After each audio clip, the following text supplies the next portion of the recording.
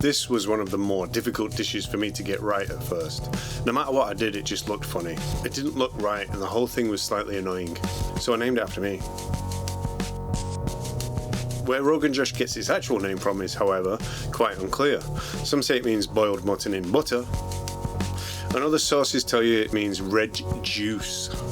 I naturally went with the latter because red juice just sounded easier to narrow down, and of the two sounded better, aesthetically speaking anyways. This is Roll On Josh 1.0. Roll on with the food.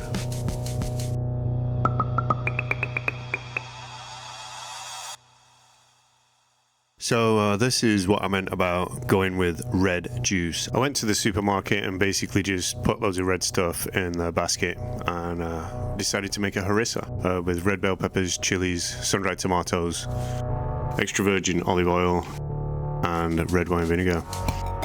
Get the garlic, cut the very top of it off and stick it in the oven with a liberal amount of extra virgin olive oil until it turns a nice golden brown. Roasted garlic has a much more nuttier, mellow flavour than its raw counterpart. Here I'm just separating all the cloves out and sticking them back in the pot that I roasted the garlic in. Now, to roast the red pepper, I stick it straight on a gas flame. If you haven't got a gas flame at home, you can buy already fire roasted peppers in tins at the supermarket. Quick tip, putting the pepper in a bag immediately after it's on the grill will cause the pepper skin to peel off naturally. And then run the pepper under cold water to remove the rest. I'm going to stick everything in my trusty cup.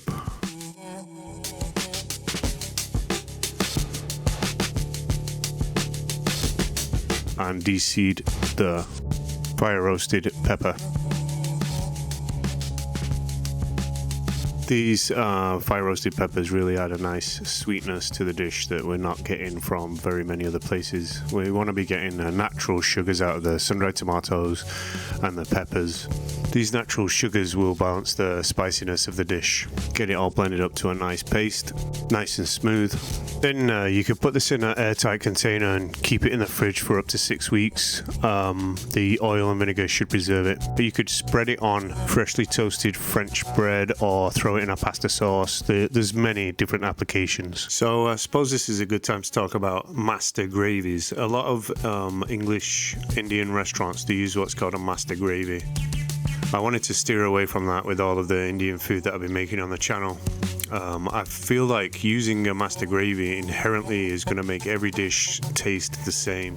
That's why with the last 3 dishes I decided to make such distinct sauces, especially this one. I wanted to make it quintessentially Rogan Josh-ish, if there's even a word for that. Like, it was so difficult to find online any type of distinct explanation as to what Rogan Josh actually was, but I've just decided to go with a very aromatic sauce with lots of cardamom and clove and cinnamon flavors, as well as a nice kick from the habanero peppers. I really feel like making sauce this way gives each sauce you make a distinct taste and flavor and identity, whereas with the master gravy, all of your curries are going to taste the same. The master gravy is basically for Indian restaurants that want to try and execute 50 different dishes with 3 old middle-aged chefs sharing 6 burners in a back street in North England. That's what a master gravy is for. You know, it's not for your own house. You've got all of the time in the world, so but it's up to you what you want to do. I prefer to make each sauce completely unique. So for this one I made some chicken bouillon and decided I would make an infusion with it, but with the cinnamon, the bay leaves, cardamom and star anise. The first thing I did was get them toasting in a dry pan, and then chuck the stock on top of that. Then transferred it over to my other burner and reduced it. This really infused the stock with these aromatic flavors a lot more quickly. And then I added another cup of water to it and reduced again back down to another cup. And while that was on the boil, I sauteed off my garlic, ginger, and habanero pepper. Just till they got nice and toasty brown, and then threw in the tinned tomatoes with another cup of water. Threw in all the spices, and by this time the stock was nicely infused, though I saved it into my sauce prior to blending. I made my harissa alongside my sauce, but by all means make yours on a separate day if you want to preserve time and energy. I put 3 very healthy dollops of the harissa. What is that for? 4 healthy dollops of harissa into the sauce. Gave it that nice silky, fresh taste. I didn't really reduce it much after that either, but I did put the aromatic woody spices back into the sauce. I suppose this is, alongside the harissa, what you could consider this dish to be sort of quote-unquote fusion. It's basil fried rice. Or basil, as they say in Torquay. It seemed like a logical pairing with all of the other flavours, and it really worked well. Cook your rice off, whichever method that you prefer, and then transfer to a plate to cool it down and save it till you're ready to fry it, either in the fridge or at room temp, depending on when that is. Cut these spring onions, green onions as they call them in America. Cut the green parts bigger or longer, and the white parts smaller or thinner. This will help them cook at the same time in the pan. I like to cut my garlic razor thin slices for fried rice. It adds a nice texture, and every now and then you get a mouthful of sauteed garlic. I also decided to add spinach to this rice simply because I wanted to add a bit more vibrancy and green to the rice overall. A nice big blob of unsalted butter. Don't forget where you've got salt in the rice, and there'll be salt in the upcoming chicken stock, so we don't need salted butter. First, saute the spring onions for a little bit before you add the garlic. Give them a nice toss in the pan, and then you want to add your room temp or cooled rice. Making sure that your rice is cooled or room temperature before you fry it helps to separate the individual grains, enhancing the texture of the rice and giving it a bit more bite and preventing the rice from becoming mushy. I had the spinach in last because it takes seconds to cook. You can just toss it around in the warm rice.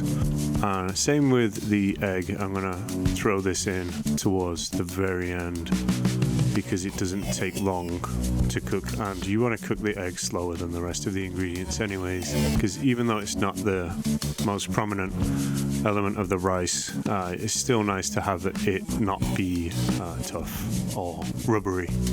In this case, for this rice, I decided to use chicken stock to deglaze the pan instead of soy sauce because, one, it gave it more of it kept the rice more in line with the cuisine that I was cooking in, but also very much kept the rice looking more vibrant, alive.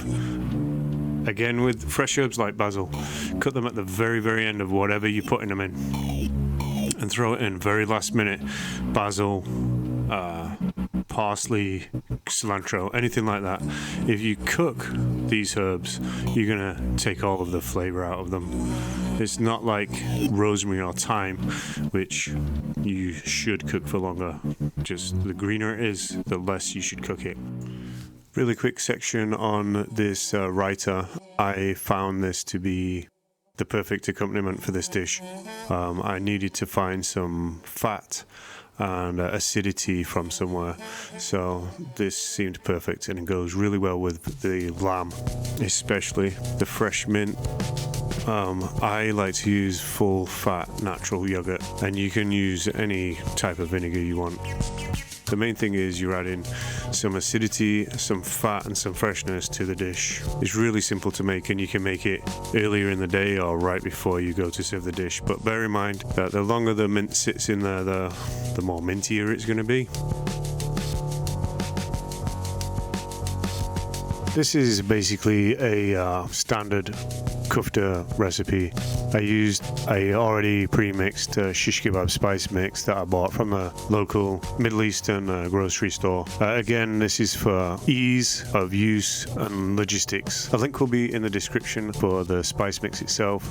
In the future, I might make my own mix, possibly one of the many things that I can do for a 2.0 version of this dish. If you've not got the knife skills just yet to cut the shallots super fine by using this method, then just smash your knife up and down on them until they're nice and fine. Or by all means, make them chunky if that's how you like them. But I like them to be fine. You see, this second method here is what I was referring to. I'm going to use loads of garlic in this dish overall. It's in the harissa, it's in the meatballs, it's in the rice, it's in the sauce, it's in everything.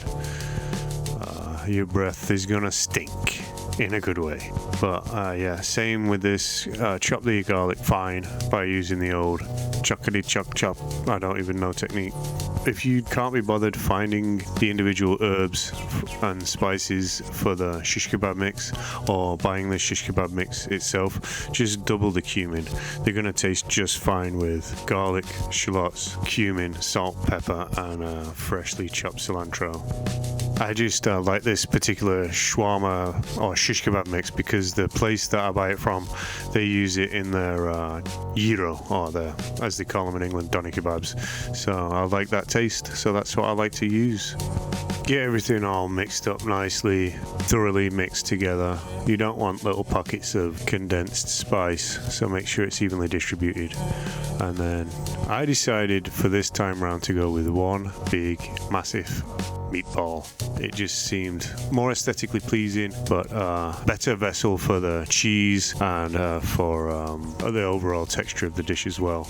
And it worked. So I put them in the oven for a little bit with the cheese on top, and then took them out, and I've got a blowtorch, so I cheated a little bit and gratinated that goat's cheese. Highly recommend a blowtorch for any kitchen. They come in super useful, especially for applications like this.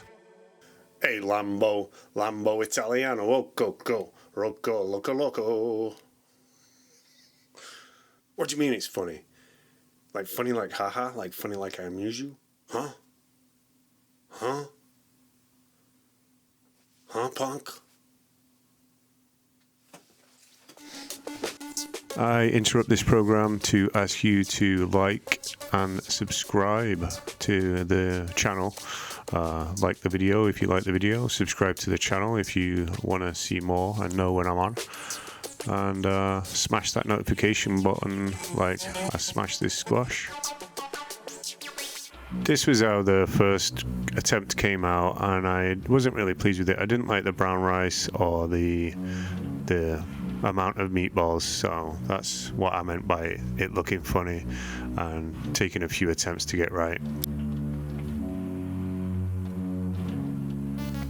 What you're about to see, though, I was very pleased with. The rice was vibrant, the meatball was perfect, and the dish tasted, despite what the ingredients might tell you, it tasted super Indian, like proper curry. It was spicy, aromatic, and overall just, I felt like I nailed it. But of course, you know, there's always room for improvement, and I think this one's got even more scope to get better. But enjoy.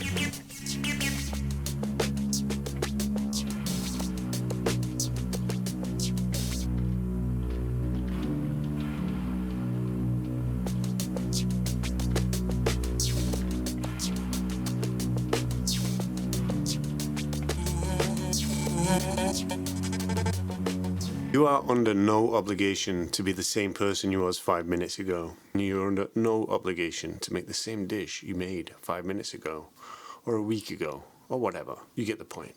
Let me know what you would do with Roland Josh 2.0 in the comments.